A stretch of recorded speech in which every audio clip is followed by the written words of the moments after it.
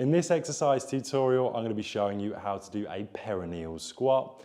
So why it's called peroneal squat is because it works the outside of the foot a little bit more than the usual squat.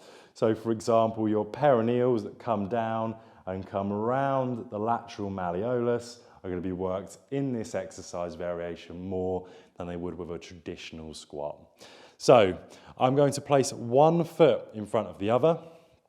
I've got both feet here like train tracks pointing forwards, and I'm going to bring my hands out in a position where they are in line with my shoulder.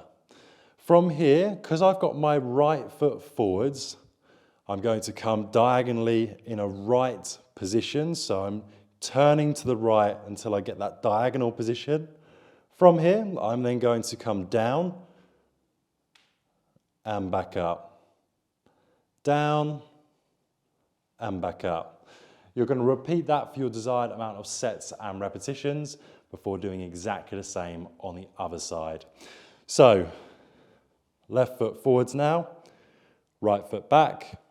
I come onto the tiptoes of my back foot, hands forwards. Because it's my left leg now, I come diagonal to the left side.